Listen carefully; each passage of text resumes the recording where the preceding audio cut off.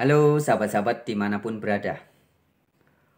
Om Swastiastu, Namo Buddhaya, salam sejahtera, salam kebajikan. Bagi yang berbahasa Ibrani, Shalom Aleichem. Bagi yang berbahasa Arab, Assalamualaikum warahmatullahi wabarakatuh. Sahabat-sahabat, oke langsung aja ya. Saya buat video ini sebagai permintaan dari beberapa teman untuk menanggapi kasus yang baru-baru ini rame, yaitu tentang pernyataan-pernyataan dari Pak Saifuddin Ibrahim atau yang memiliki nama lain Abraham Ben Moses. Heboh pernyataan dari Om Udin Ibrahim atau Abraham Moses ini yang memberikan saran kepada Menteri Agama Gus Yakut bahwa untuk merevisi atau bahkan menghapus 300-an ayat Al-Quran. Nah, menyikapi hal ini, sebenarnya sahabat-sahabat sudah ada beberapa opini atau fatwa atau pendapat yang bagus ya. Sahabat-sahabat bisa dengarkan di channelnya Habib Kribo ya. Menyikapi pernyataan dari Pak Saifuddin atau Abraham Moses ini. Ada juga di channel Cokro TV ya. Di Cokro TV ada pendapat yang bagus dari Om Ade Armando ya. Dan yang saya paling suka pendapat dari Mas Guntur Romli ya. Jadi Guntur Romli ini saya sudah lama sekali sering dulu membaca buku-bukunya ya. Saya menyimak buku-buku Guntur Romli itu sejak sekitar tahun 2006-2007 dulu. Ya, dan pandangan-pandangannya memang tajam dan bagus dan berimbang ya. Nah, jadi buat teman-teman saya sarankan menyimak juga pendapat Mas Guntur Romli ya, yang videonya ada di channel Cokro TV dan juga sempat saya share di channel Wartawan Injil ini ya. Jadi selain Mas Guntur Romli, Habib Kribo, kemudian ada juga Bang Ade Armando dan beberapa orang yang sebenarnya sudah memberikan pendapat yang menurut saya cukup bagus lah. Lalu apa yang bisa saya tambahkan sahabat-sahabat ya? Jadi yang bisa saya tambahkan begini, ada beberapa hal ya. Poin yang pertama adalah apa yang disampaikan oleh Pak Saifuddin Ibrahim atau Abraham Ben Moses itu terus terang aja saya katakan itu hanyalah kegagalpahaman dari Pak Saifuddin Ibrahim yang pernah menjadi dosen atau guru di pesantren Al Zaitun, di mana pesantren Al Zaitun adalah pesantren yang pemiliknya atau melahirkan orang-orang yang mendukung NII ya atau N11 biasa disebut ya, Negara Islam Indonesia ya. Jadi mereka mau membuat negara di dalam negara. Nah, jadi ajarannya memang radikal ya, radikal secara berdasi ya, radikal secara intelektual. Sehingga bisa melahirkan bibit-bibit radikal yang bisa menghasilkan orang-orang yang meneror, kemudian kita sebut sebagai teroris. Jadi latar belakang Pak Saifuddin Ibrahim dulu pernah menjadi dosen atau guru di pesantren Al Zaitun itu di Indramayu, kalau tidak salah. Ya. Nah, sehingga memang pemahamannya dia dulunya itu memang radikal. Artinya, jadi gini sahabat-sahabat, saya mau cerita sedikit. Beberapa tahun yang lalu, sekitar 10 tahun lebih ya, saya pernah punya beberapa bukunya para teroris. Dan salah satunya adalah buku yang ditulis oleh Imam Samudra, mantan pelaku bom Bali ya. Di bukunya itu judulnya saya masih ingat, judulnya ini, Jika Ada Yang Masih Mempertanyakan Jihadku. Nah, jadi judulnya agak panjang ya. Jika Ada Yang Masih Mempertanyakan Jihadku. Itu judul bukunya. Jadi di buku itu Imam Samudra menjelaskan dasar-dasar dan alasan-alasan dia melakukan jihad, ngebom dan bunuh orang. Dan memang pijakan atau dasar argumentasi dia dasarkan kepada ayat-ayat Al-Quran dan beberapa ayat hadis. Mungkin di antara sahabat-sahabat pemerhati channel ini ada yang pernah membaca. Itu buku itu dulu sudah lama hilang ya di Semarang dulu. Tapi saya masih ingat betul. Jadi memang di bukunya Imam Samudra itu, dia menulis buku itu, dia sepertinya ingin menjelaskan dasar-dasarnya dia melakukan pengeboman itu. Nah, dia merasa diinspirasi oleh ayat-ayat Al-Quran. Itu menurut versi Imam Samudra. Dan itu pula yang membuat saya mempelajari. Jadi sudah lebih dari 10 tahun yang lalu, saya mempelajari ayat-ayat yang oleh Imam Samudra dianggap menginspirasi dirinya untuk melakukan pembunuhan, pengeboman. Nah, tetapi setelah saya pelajari, ternyata pemahaman Imam Samudra itu tidak kontekstual atau salah konteks. Kalau bahasa Arabnya, asbabun nusulnya nggak pas. Jadi memang ada ayat-ayat Al-Quran dalam konteks saat itu, di zaman itu, konteks perang. Kemudian ketika mempertahankan diri, boleh membunuh orang. Nah, ayat-ayat seperti inilah yang kemudian oleh jihadis-jihadis yang masih menganggap jihad sebagai membunuh orang, ngebom dan sebagainya. Itu ditafsirkan di zaman sekarang ini sebagai ini zaman perang. Perang ideologi, perang ekonomi. Perang dengan orang kafir. Nah, sehingga ayat itu menurut mereka masih bisa diterapkan di zaman sekarang. Nah, sahabat-sahabatku, dan ini bukan rahasia lagi ya, bahwa orang-orang seperti Imam Samudra, Amrosi, dan kawan-kawannya itu nggak sedikit. Bukan cuma segelintir, 1, 2, 3 orang, enggak.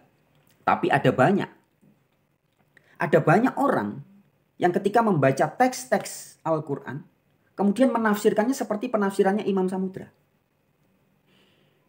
Nah, ya. Tetapi pertanyaannya, yang salah Al-Qur'annya atau orang-orang seperti Imam Samudranya? Ya, saya pribadi sangat yakin yang salah adalah para penafsirnya. Para penafsirnya gagal paham memahami teks-teks Al-Quran. Ayat-ayat yang berkisah tentang sekitar 1500 tahun yang lalu. Ayat-ayat yang berkisah tentang abad ke-8 atau abad ke-7 sekitar itu ya. Kemudian dianggap berlaku sampai sekarang. Dan dianggap ini kita perang terus. Argumentasi mereka begitu. Jadi para orang-orang yang kita sebut sebagai garis keras atau radikal atau teroris itu ya.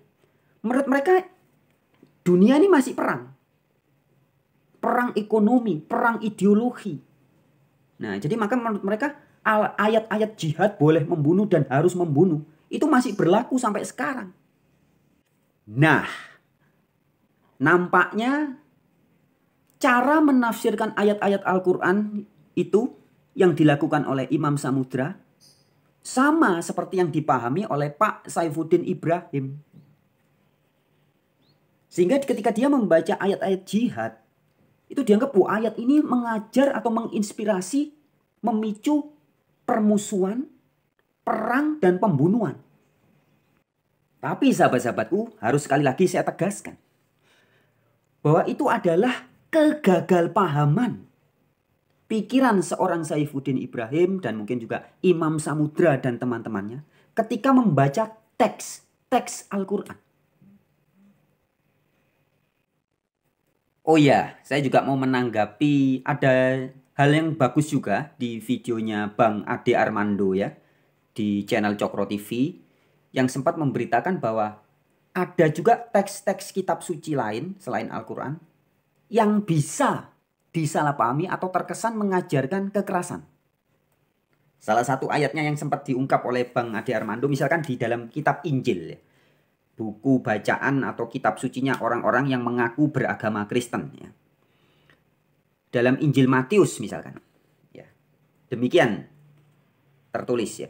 Matius pasal yang ke-10 ayat 34. Jangan kamu menyangka bahwa aku datang untuk membawa damai di atas bumi. Sebentar, ini perkataannya Yesus loh ya. Perkataan Yesus sendiri. Saya ulangi ya. Perikopnya judulnya di situ, Yesus membawa pemisahan bagaimana mengikut Yesus. Jadi konteksnya begitu nih, asbabun nusulnya begitu. Yesus membawa pemisahan cara-cara mengikut Yesus. Kemudian ayat 34, perhatikan baik-baik. Jangan kamu menyangka bahwa aku datang untuk membawa damai di atas bumi. Aku datang bukan untuk membawa damai, melainkan pedang. Kita stop di situ, ayat 34. Kalau orang menyimak ayat ini tanpa memperhatikan konteksnya, tanpa memperhatikan asbabun nusulnya, cuma ayat 34 aja yang dibaca, ini bisa tafsirannya liar. Lu. Yesus bilang dia datang bukan untuk damai, tapi pedang. Wah, berarti Yesus ngajak perang ini. Nah, orang bisa menafsirkan, wah berarti Yesus menginspirasi orang untuk perang, membunuh orang. Tapi coba dibaca lebih lanjut ya. Ayat 35-nya. Saya ulangi lagi ya, ayat 34. Tapi saya akan baca langsung sampai ayat 35, 36, sampai 37. Biar ketangkep konteksnya, ternyata pemahamannya akan beda nanti. Demikian. Jangan kamu menyangka bahwa aku datang untuk membawa damai di atas bumi. Aku datang bukan untuk membawa damai, melainkan pedang. Sebab aku datang untuk memisahkan orang dari ayahnya, anak perempuan dari ibunya, menantu perempuan dari ibu mertuanya. Wih, kalau kita berhenti di sini masih berpikir ngeri. Lu. Yesus datang untuk memisahkan keluarga. Bapak dipisahin dengan anaknya, anak perempuan dipisahin dengan ibunya. Lu. Ini mau memecah keluarga nih Yesus nih. Ngawur Yesus ini. Gitu ya. Tapi kita lanjut ke ayat 36. Dan musuh orang ialah orang-orang seisi rumahnya. Lu. Yesus betul-betul menciptakan permusuhan, memecah keluarga. Tadi dikatakan di ayat 34, datang bukan bawa damai, tapi bawa pedang. Di ayat 35 dikatakan mau memisahkan bapak dengan anaknya, anak perempuan dengan ibunya. Wah. Terus ayat 36 dikatakan, dan musuh orang ialah orang-orang seisi rumahnya. Loh, benar-benar Yesus membuat permusuhan ini. Ajaran Yesus ini ajaran jahat ini. Nah, tapi kita lanjut ke ayat 37. Barang siapa mengasihi bapa atau ibunya lebih daripadaku, ia tidak layak bagiku. Dan barang siapa mengasihi anaknya laki-laki atau perempuan lebih daripadaku, ia tidak layak bagiku. Jadi di ayat 37 Yesus menegaskan, kalau kamu mau mengikut aku, kamu harus mengutamakan aku lebih dari segala sesuatu. Lebih dari bapakmu, ibumu, anakmu, suamimu, istrimu. Nah, terus apa tadi maksudnya? Aku datang bukan membawa damai, melainkan pedang. Nah, ini adalah bahasa metafora, bahasa majas. Tidak bisa ditafsirkan secara letterlek. Yesus ngajak anak musuhan sama bapaknya. Bukan. Tapi Yesus ingin memberitahu, kalau kita mau serius secara kerohanian, kita harus meninggalkan hal-hal yang masih menjadi kemelekatan kita. Pedang itu untuk memisahkan. Kemelekatan saya kepada ibu saya harus dipisahkan. Kemelekatan saya kepada bapak saya, anak saya. Jadi, makanya oleh Yesus disebutkan orang-orang di rumah. Orang-orang di rumah kan bisa orang-orang terdekat, orang-orang yang dicintai. Nah, kalau kita mau bicara hal yang rohani, kita harus siap lepas dari kemelekatan duniawi kita. Jadi tidak boleh ada perdamaian antara hal rohani dengan duniawi. Begitu ya. Jadi maksud Yesus dia datang tidak membawa damai. Jadi tidak boleh rohani damai dengan duniawi. Ya. Tidak bisa. Kehidupan duniawi tidak bisa damai dengan kehidupan rohani. Kita harus milih yang rohani. Sehingga harus siap dipisahkan dari hal-hal yang duniawi. Begitu maksud Yesus ya. Jadi Yesus itu membawa perdamaian antara manusia dengan Sang Pencipta, dengan Allah, dengan Bapa. Yang damai itu manusia dengan Allah. Tapi manusia dengan keduniawian nggak boleh damai. Dengan keduniawian. Misalkan orang yang suka berzina, orang yang suka merampok, suka korupsi. Nah, kalau mau menjadi rohani, mau ikut Yesus, nggak boleh tetap damai dengan dia korupsi jalan terus, tapi ikut Yesus juga nggak bisa begitu. Boleh memperkosa, ya udah damai baik-baik aja nggak apa-apa. Nggak bisa begitu. Korupsi, mata duitan, pikirannya uang, harta materi, tapi juga mau ikut Yesus. Nggak bisa. Nah, ini yang dimaksud Yesus. Aku datang bukan membawa damai, tetapi pedang. Aku memisahkan orang dari kemelekatan-kemelekatan terdekatnya dia. Kalau kamu melekat dengan hobimu, kamu harus pisah dengan hobimu. Kamu melekat dengan anak, harus pisah dengan anak. Pisah itu di kesadaran. Bukan pisah secara letterleks, pisah musuhan, bermusuhan, bukan. Ya. Jadi bisa dipahami ya sahabat-sahabatku. Nah, demikian juga ayat-ayat jihad yang ada di kitab suci Al-Quran. Itu kan mirip seperti jihad yang Yesus sampaikan tadi di Injil Matius ya. Jadi kita mau ikut Yesus tuh harus jihad. Siap pisah dengan konsep-konsep kemelekatan dengan keluarga. Dengan hal-hal yang bisa mengganggu kerohanian kita. Nah, begitupun dengan ayat-ayat jihad atau ayat-ayat perang. Maka ada ayat yang bagus di hadis ya. Nabi Muhammad mengatakan jihad yang terbesar adalah memerangi diri sendiri. Musuh yang terbesar adalah diri sendiri. Apa kemudian kita gorok leher kita bunuh? Kan bukan begitu ya. Makna perang, makna membunuhnya bukan bunuh secara fisik. Kita gantung diri, kan bukan begitu. Bom bunuh diri, kan bukan begitu. Jadi memerangi kemiskinan, bukan berarti ada orang miskin dipenggali semua, kan bukan begitu. Memerangi kebodohan, bukan berarti orang-orang bodoh ditembakin, di pedang, digorok semua leher, kan bukan begitu. Ya. Nah, jadi konteks-konteks seperti ini harus dipahami dengan bahasa kolbu. Makanya saya seringkali berkata bahwa memahami agama dan teks-teksnya itu tidak cukup pengetahuan intelektual dan logika, nggak cukup. Karena manusia ini isinya bukan hanya logika intelektual, tapi ada kolbu, hati nurani juga. Nah, jadi harus dipahami juga dengan bahasa kolbu, kesadaran kolbu. Baru baca di kitab suci kata bunuhlah. Jangan berpikir secara fisik. Kalau kita berpikir fisik kan bunuh itu yang bunuh secara fisik. Tapi kalau berpikir secara akal lain lagi. Bunuh maksudnya bisa membunuh kemiskinan, membunuh kemalasan, membunuh kebodohan. Loh, lain lagi makna bunuh. Sama-sama kata bunuh tapi maknanya bisa beda-beda. Kalau pakai kolbu, pakai hati nurani, beda lain lagi. Ya. Jadi memahami agama tidak cukup dengan pengetahuan hafal ayat tanpa paham konteksnya. Makna kolbunya apa? Makna intelektualnya apa? Nah, demikian juga ketika membaca ayat-ayat Al-Quran yang katanya Pak Saifuddin Ibrahim ada 300-an ayat yang katanya minta harus direvisi itu. Coba seandainya Pak Saifuddin memberitahu ayat-ayatnya coba. Saya pasti bisa menjelaskan. Saya bisa jelaskan bahwa pemahaman Pak Saifuddin Ibrahim itu gagal paham menyikapi ayat-ayat itu. Cara berpikirnya mungkin seperti Imam Samudra dan kemudian para Islam radikal itu ya. Sehingga ya begitulah akibatnya, gagal paham. Ya, menyangka bahwa teks-teks Al-Quran memang menyuruh orang untuk secara fisik melakukan kekerasan. Lah ini yang dinamakan gagal paham dan tersesat. Itu hal yang pertama. Sekarang yang kedua sahabat-sahabatku. Ya. Jadi sebenarnya kemunculan orang-orang seperti Pak Saifuddin ini, dulu juga ada Pak MKC ya beberapa waktu yang lalu, ini memang memprihatinkan ya. Tetapi begini, ada satu hal yang kita memang harus melihatnya juga dengan kejujuran.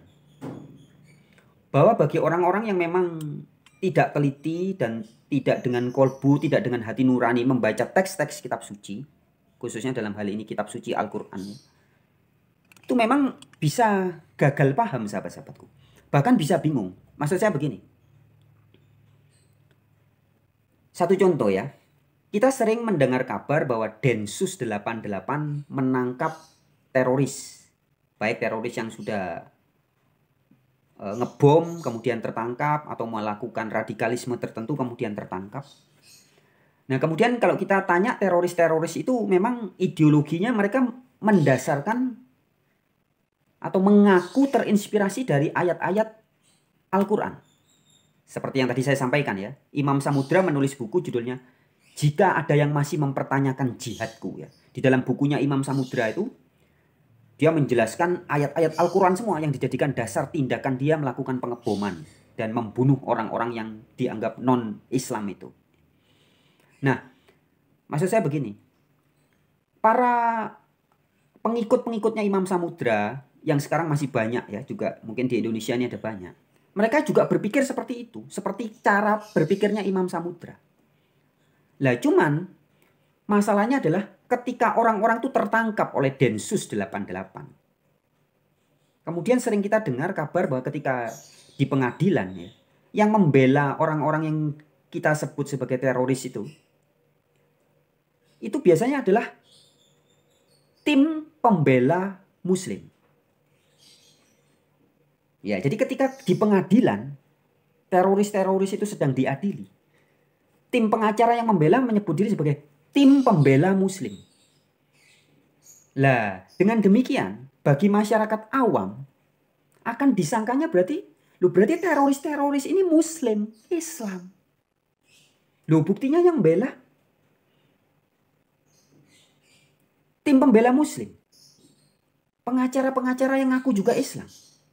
Loh, berarti teroris ini benar-benar Islam. Loh, kalau teroris-teroris ini Islam dan dia melakukan sesuatu yang kita sebut sebagai teror, yang ngebom, bunuh orang, dan mereka pakai dasar ayat-ayat Al-Quran, loh berarti jangan-jangan Islam yang benar memang seperti itu. Buktinya dia membunuh, ngebom orang pakai alasan atau dasar ayat Al-Quran. Kemudian ketika dia tertangkap Densus 88, yang membela mereka adalah tim pengacara pembela Islam, pembela Muslim. Loh, ini bagaimana? Artinya secara tidak langsung ketika teroris-teroris yang ditangkap Densus 88 dan kemudian diadili di pengadilan itu dibela oleh tim pembela Muslim, maka akan terkesan banget atau terkesan kental bahwa tindakan teror yang mereka lakukan itu sebenarnya tindakan Muslim. Nah, ini yang ditangkap oleh sebagian orang. Bukan sebagian, mungkin banyak orang. Seperti yang dipahami oleh Pak Saifuddin Ibrahim juga. Ya. Juga fenomena yang belakangan ini sering rame ya. Kasus penangkapan Habib Bahar, Habib Rizik ya. Nah, kemudian orang ada yang mulai menyebarkan kabar bahwa kriminalisasi ulama. Ulama ditangkap oleh negara.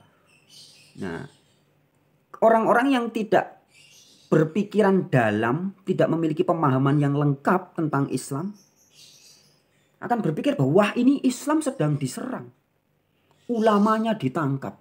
Loh, padahal itu kriminal yang berkedok ulama. Bukan kriminalisasi ulama. Ya, tapi kriminal, tapi berjubah ulama.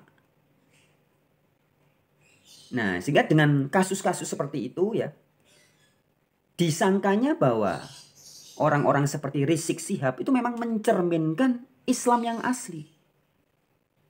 Orang-orang seperti Bahar Smith itu mencerminkan Islam yang asli. Sehingga disangkanya ya Islam itu aslinya ya seperti itu. Padahal sesungguhnya Islam yang sejati, yang hakiki bukan seperti orang-orang itu, sahabat-sahabatku. Ya. Saya sering memberikan ilustrasi atau analogi ya. Islam atau Muslim dan Kristen yang berada banyak di Indonesia ini, itu ibaratnya polisi dan tentara. Ini hanya ilustrasi ya, analogi. Banyak tentara gadungan di sosial media. Polisi gadungan juga banyak. Bahkan sering terjadi kasus sampai bisa menghamili 5 orang ya. Banyak perempuan-perempuan tertipu di medsos oleh polisi gadungan, oleh tentara gadungan. Mereka selalu pakai baju tentara, pakai baju polisi, tapi setelah berbulan-bulan menipu baru setelah bahkan ada yang bertahun-tahun baru ketahuan, loh ternyata polisi palsu. tentara palsu. Nah, fenomena banyaknya tentara palsu dan polisi palsu ini meresahkan masyarakat dan tidak boleh dibiarkan. Kalau antara hanya orang karena pakai baju tentara, cukuran rambutnya seperti tentara, badannya seperti tentara, kemudian dia ngaku tentara dan kita bilang, ya dia memang tentara. Ada juga orang yang pakai baju polisi, penampilannya badannya tegap seperti polisi, kemudian dia ngaku polisi, kemudian kita bilang, ya dia memang polisi. Tanpa kita meng-cross check apakah dia polisi sungguhan, apakah dia tentara sungguhan. Kalau nggak kita pastikan, ya rusak negara ini. Masa banyak orang di luaran asal pakai baju polisi, kita anggap ya dia polisi sungguhan. Hanya karena dia pakai baju tentara, ya dia tentara sungguhan. Ya rusak negara kalau gitu caranya. Nah, itu ilustrasi ya sahabat-sahabatku. Dokter juga kan, orang ngaku dokter ya, buka praktek ternyata dokter gadungan. Ya sudah enggak apa-apa, yang penting kan dia juga jualan obat, dia juga suka nyuntik orang. Ya anggap aja dokter sungguhan. Ya rusak negara kalau begitu. Nah, demikian juga sahabat-sahabatku. Itu ilustrasi ya. Saya sering sampaikan bahwa banyak orang bisa ngaku Kristen. Banyak orang bisa ngaku Islam.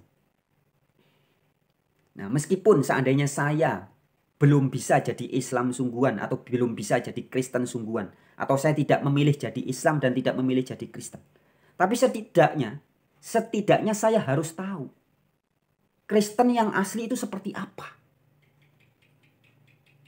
Nah, sehingga ketika seperti ilustrasi tadi ya, kita tidak harus jadi polisi atau tentara, tapi setidaknya kita harus tahu tentara yang asli itu bagaimana, syaratnya bagaimana, polisi yang asli bagaimana, yang gadungan seperti apa.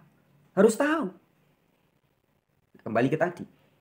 Banyak hari ini orang ngaku Kristen, ngaku Islam. Kristen artinya pengikut Kristus. Islam artinya orang yang hidupnya berserah diri, tunduk patuh. Banyak orang bisa mengaku Islam. Banyak orang bisa mengaku Kristen. Tapi setidaknya Anda dan saya jika belum jadi berserah diri atau belum Islam atau tidak jadi Kristen, kita harus tahu ciri-ciri tanda-tanda Kristen yang asli seperti apa. Ciri-ciri tanda-tanda Islam yang asli seperti apa. Ini harus tahu. Orang yang hidup katanya berpasrah diri, berserah diri atau bahasa Arabnya Islam. Tapi kok kerjaannya korupsi, bohongin orang, memperkaya diri. Kemudian ada yang memakai ayat-ayat kitab suci untuk menteror orang, nakut-nakuti orang, bahkan membunuh orang, ngebom orang. Ya itu sudah jelas Islam palsu. Jangan karena orang mahir melantunkan ayat-ayat Al-Quran, kemudian kita anggap dia pasti Islam yang asli. Ya jangan. Jangan karena ada orang ngaku pendeta, bisa baca kitab ayat-ayat Injil, berkhotbah, kemudian kita bilang dia pasti Kristen. Ya jangan. Anda dan saya harus tahu dulu tanda-tanda dan ciri-ciri Kristen seperti apa.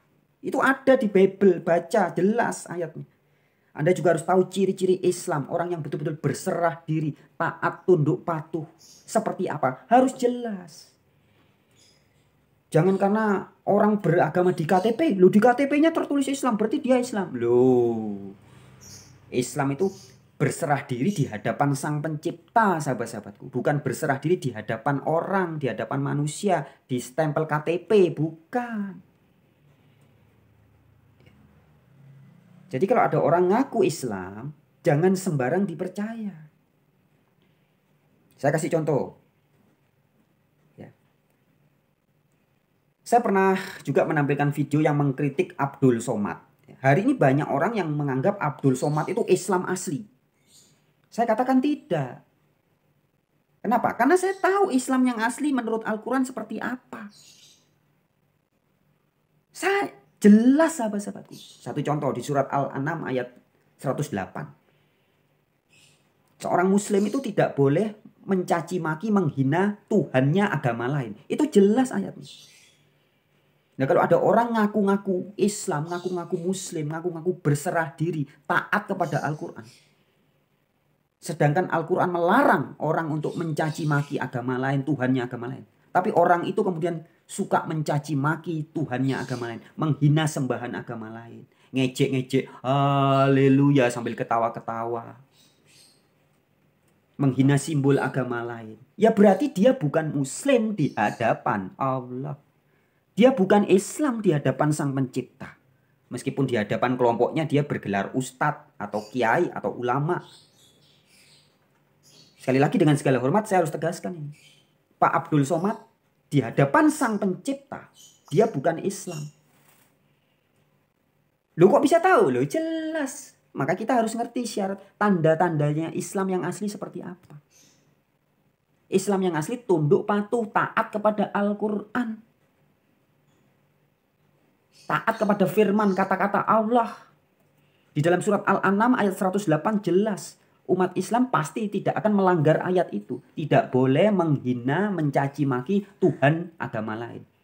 Dan di ayat itu dikatakan, kalau itu dilakukan, maka agama lain bisa menghina Tuhanmu dengan melampaui batas. Dan ayat itu menjadi benar. Makanya munculnya orang-orang seperti Abdul Somad yang dianggap Islam. Padahal sebenarnya dia tidak betul-betul Islam di hadapan Allah.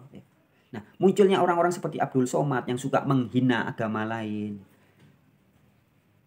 Ini menginspirasi munculnya orang-orang seperti MKC yang menyerang Islam, menyerang Al-Quran. Muncul juga pernah ada Paul Jang ya, yang memfitnah Nabi Muhammad. Nah, kemudian sekarang muncul siapa? Pak Saifuddin Ibrahim. Nah, ini kemunculan Pak Saifuddin Ibrahim, Joseph Paul Jang, MKC. Ini justru membenarkan surat Al-An'am ayat 108 itu. Di dalam surat Al-An'am ayat 108 kan sudah sangat jelas. Dalam versi terjemahannya tertulisnya demikian.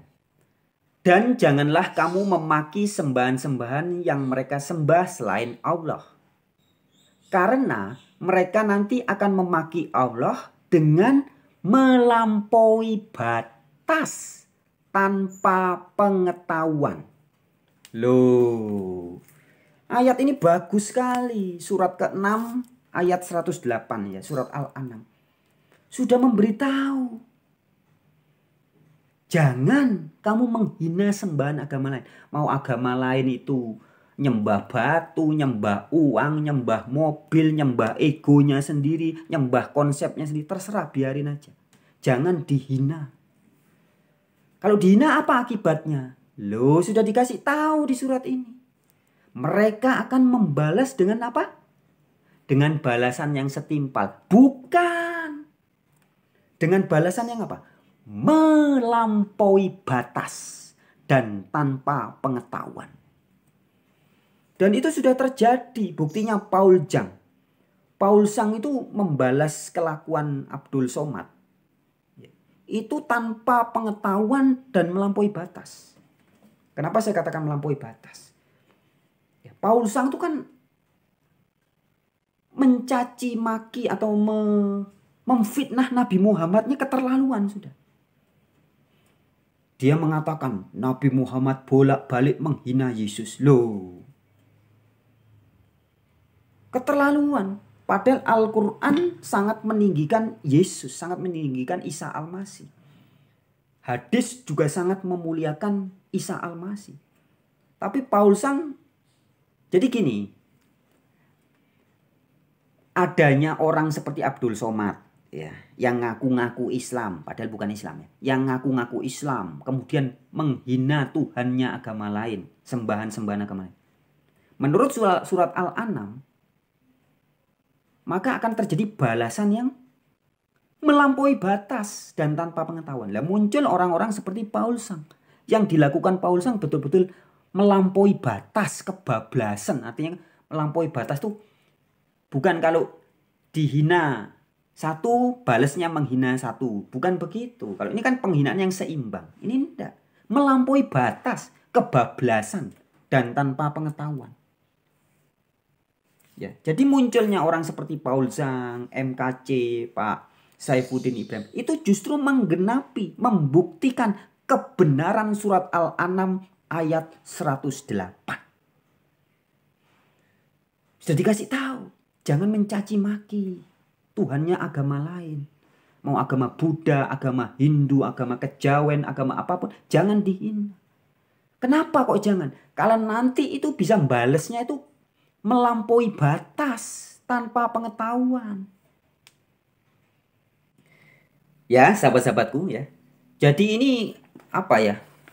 Kesalahpahaman bercampur dengan kedengkian, bercampur dengan kebencian, dengan kegagalpahaman, kemudian agenda-agenda pribadi juga mungkin ya, yang menyebabkan nggak selesai-selesai. Akan ada lagi, nanti ke depannya akan ada MKC berikutnya, atau Saifuddin Ibrahim berikutnya, dan akan terus kalau tidak dihentikan. Nah, cara menghentikannya bagaimana? Ya, cara menghentikannya adalah harus taat. Surat Al-An'am ayat 108 tadi. Orang-orang yang sungguh-sungguh Islam, stop. Jangan lagi pernah mencaci maki, menghina agama lain. Stop. Nah, di sosial media itu kan banyak orang yang ngaku-ngaku Islam, tapi terutama yang memang dari agama Kristen misalkan, yang kemudian jadi mu'alaf ya, itu sering kali. Jadi Islam tuh harusnya kan mempelajari Islam, wartakan keindahan ajaran Islam. Islam itu sahabat-sahabatku, artinya kan berserah diri ya. Keindahan ajaran berserah diri itu bagaimana? Itu yang harusnya lebih banyak disampaikan. Kalau pakai kitab suci Al-Quran, beritakan harusnya. Lebih banyak, seperti di Al-Quran kan banyak sekali ayat mengatakan Bismillahirrahmanirrahim. Ya. Allah yang maha pengasih lagi maha penyayang. Loh, itu ada banyak ayatnya di Al-Quran. Nah, harusnya orang-orang para mualaf yang dari agama lain kemudian masuk Islam, harusnya lebih banyak memberitakan Allah yang Ar-Rahman Ar-Rahim itu. Buktikan, nyatakan ajaran kasih Islam itu. Kalau kamu betul-betul berserah diri, bagaimana kasihmu kepada sesama, cintamu kepada sesama, itu yang harus dipraktekkan. Bukan ngaku-ngakunya jadi Islam, bermualaf, tapi kemudian malah kerjaannya lebih banyak sehari-hari menjelekkan, membahas agama lain terus. Membahas keburukan-keburukan agama yang lama. Jadi nggak move on. Nah, hal yang sama dilakukan juga dengan Pak Saifuddin Ibrahim. Pak Saifuddin Ibrahim ini dulu ketika dia ngaku pernah Islam, ternyata Islamnya Islam abal-abal. Kaum-kaum radikal yang gagal memahami Al-Quran tapi kemudian ngaku-ngaku Islam. Dan kemudian mengaku meninggalkan Islam. Padahal Pak Saifuddin Ibrahim, dengan segala hormat harus saya sampaikan, Bapak tidak pernah, atau Anda Pak Abraham Ben Moses Saifuddin Ibrahim, Anda tidak pernah atau belum pernah jadi Islam yang asli. Islam yang asli itu orang yang betul-betul berserah diri, yang kafah. Islam kafah itu artinya ketika Anda tidur, Anda menyerahkan diri Anda kepada Sang Pencipta. Bukan kepada organisasi Al-Zaitun atau NII, bukan ya. Tapi menyerahkan diri Anda kepada Sang Pencipta. Anda bangun pagi, bersyukur kepada Sang Pencipta. Kemudian pergi ke kamar mandi, berserah diri, mensyukuri air yang Anda mandi, mensyukuri kulit Anda. Kemudian setelah mandi, Anda menghayati makanan yang Anda masukkan ke mulut. Sadar, berpasrah diri, ini makanan milik Allah. Lidah, gigi saya, mulut saya juga milik Allah. Yang nelan dengan cara ikhlas, ditelan dengan pasrah. Nanti sampai di perut, oleh lambung, oleh usus akan diserap atau enggak, pasrah. Ketika Anda minum air juga pasrah. Kemudian Anda bekerja, ketemu teman, ketemu keluarga dan sebagainya, juga selalu berpasrah diri. Tidak ada kekhawatiran, naik mobil pasrah, naik motor pasrah, kemana-mana pasrah, sampai nanti malam tidur lagi pasrah. Itu Islam yang kafah. Islam yang menyeluruh, artinya berserah diri yang menyeluruh. Kalau bahasa Arabnya Islam yang kafah. Bahasa Indonesia berserah diri yang menyeluruh, itu begitu. Ya, bukan berritual-ritual, baca-baca kitab tapi gagal paham, bukan ya. Jadi sekali lagi, Pak Saifuddin Ibrahim, dengan segala hormat saya katakan, Anda tidak pernah jadi Islam yang asli. Mungkin Anda pernah bergabung di organisasi yang bermerek Islam, iya. Tapi Anda gagal paham. Anda belum memahami Islam yang asli. Demikian juga sekaligus saya ingatkan teman-teman yang ngaku-ngaku mualaf juga, sebagian dari Anda, tidak semua ya. Sebagian yang ngaku mualaf, Anda ngaku pernah jadi Kristen. Saya tegaskan, Anda pernah berorganisasi merek Kristen mungkin iya. Tapi Anda pasti tidak pernah betul-betul sungguh-sungguh jadi pengikut Kristus. Kristen itu artinya pengikut Kristus. Saya yakin Anda yang keluar dari Kristen. Kristen kok keluar? Nggak bisa keluar dari Kristen. Kristen tuh emangnya apa? Kok bisa keluar masuk, keluar masuk? Ya, nggak bisa. Kristen tuh sikap hidup ikut Kristus. Agama Anda mau Hindu seperti siapa namanya? Mahatma Gandhi. Tapi ketika sikap hidup Anda ikut Kristus, Anda Kristen di hadapan Allah. Anda mau beragama Buddha, jika sikap hidup Anda seperti Kristus, maka Anda Kristen di hadapan Sang Pencipta. Bukan di hadapan PGI, Wali Gereja Indonesia, di hadapan KTP, bukan. Ya, jadi kalau Anda ngaku mualaf jadi Islam, mantan Kristen, Anda tidak pernah itu jadi Kristen yang sungguhan. Anda dulunya Kristen palsu, kemudian keluar pindah ke agama lain. Nah, yang keluar dari Islam juga gitu. Saya jamin 99% Anda yang keluar dari Islam. Emangnya Islam itu apa? Kok bisa keluar gitu? Islam itu sikap pasrah diri, bukan organisasi merek agama. Ya. Oh ya, sahabat-sahabat, sebagai tambahan lagi sedikit, saya mau menambahkan ya. Tadi ada teman WA saya, seorang pemilik akun YouTube atas nama channel Kebenaran Islam. Dia memberikan saya beberapa ayat yang bagus ya. Saya mau bacakan ini. Ayatnya di dalam 1 Samuel 15. Ayat yang ke-3. Ini contoh ayat di dalam Bible. Ini Bible ya. Bible, Alkitab. Yang juga ada ayat-ayat yang bisa digagalpahami atau dianggap menginspirasi pembunuhan.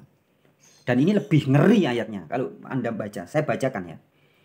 1 Samuel 15 ayat 3. Jadi pergilah sekarang. Katakanlah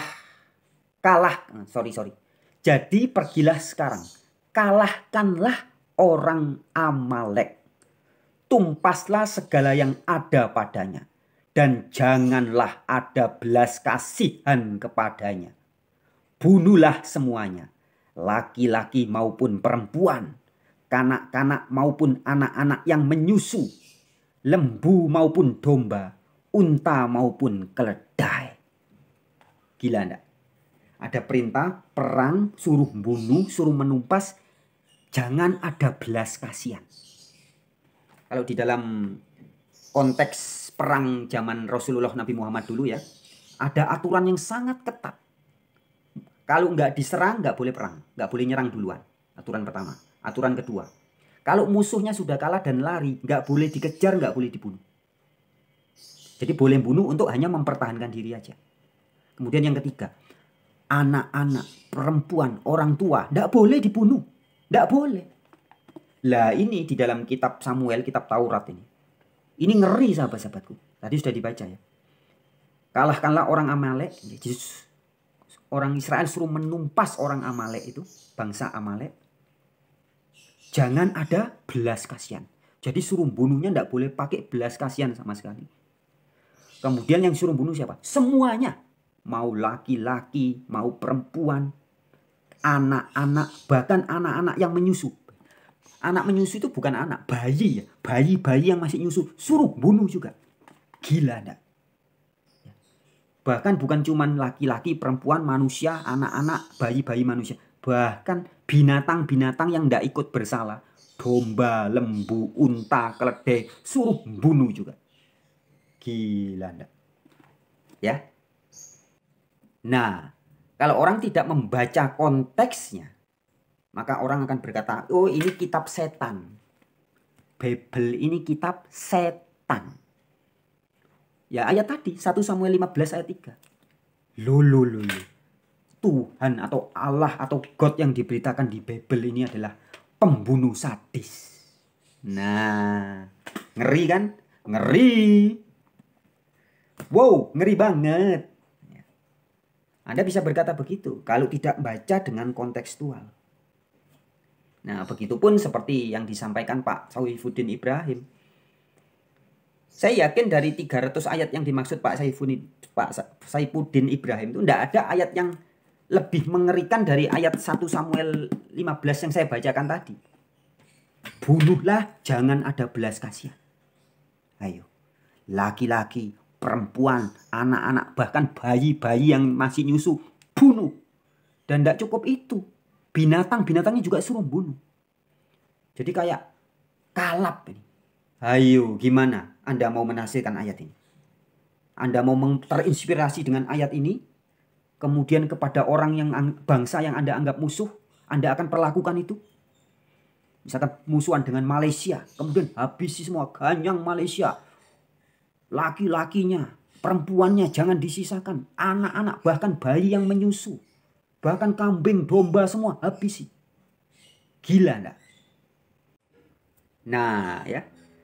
Jadi membaca teks-teks kitab yang dianggap suci bagi kelompok yang menyucikannya ya, mungkin Bible bagi orang-orang yang mengaku beragama Kristen atau Yahudi dan Katolik dan sebagainya, menganggap ini buku suci. Hati-hati membaca, menganalisa, tidak cukup dengan intelektual tapi harus pakai kolbu, pakai bahasa rasa. Harus ngajinya bukan hanya ngaji kitab, tapi juga harus ngaji rasa, ngaji diri, baru memahami pesan-pesannya. Nah, begitupun ketika membaca ayat-ayat kitab suci Al-Quran. Tidak cukup dengan pengetahuan intelektual, apalagi kalau dengan kemarahan, dengan kebencian terhadap golongan tertentu, kemudian baca ayat Taurat tadi atau baca ayat Al-Quran yang dianggap bisa menginspirasi bunuh orang. Anda bisa kalap, jadinya bisa kayak almarhum atau mendiang Imam Samudra, Amrosi, dan teroris-teroris itu ya. Jadi begitu, jangan gagal paham. Oke sahabat-sahabat, saya pikir itu aja sih tanggapan saya. Nanti kalau ada yang terpikir dan harus saya sampaikan, nanti saya sampaikan di video berikutnya ya. Oke, jadi intinya pesan saya adalah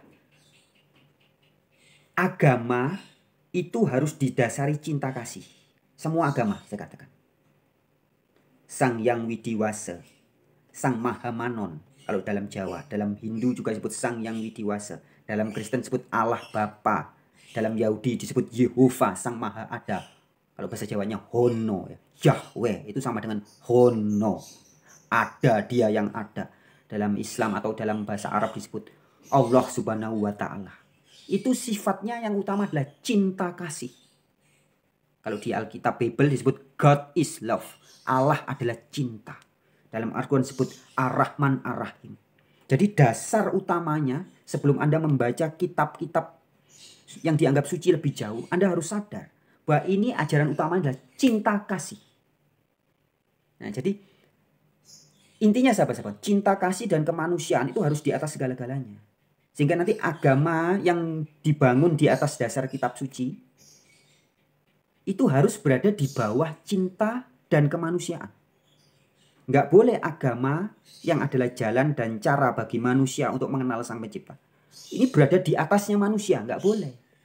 Karena jalan atau cara atau din atau agama ini adalah alat. Jadi manusianya harus lebih diutamakan. Kemanusiaan dan cinta kasih diutamakan. Sehingga menafsirkan teks-teks agama apapun juga itu harus didasari dengan kemanusiaan yang tinggi, cinta kasih yang tinggi. Jadi tidak cukup intelektual, tapi juga harus pakai kolbu. Oke ya, sampai jumpa di video yang lain. Rahayu, salam sejahtera, namo buddhaya. Om Santi Santi Santi. Alaihim Shalom. Wabillahi taufik wal hidayah. Wassalamualaikum warahmatullahi wabarakatuh.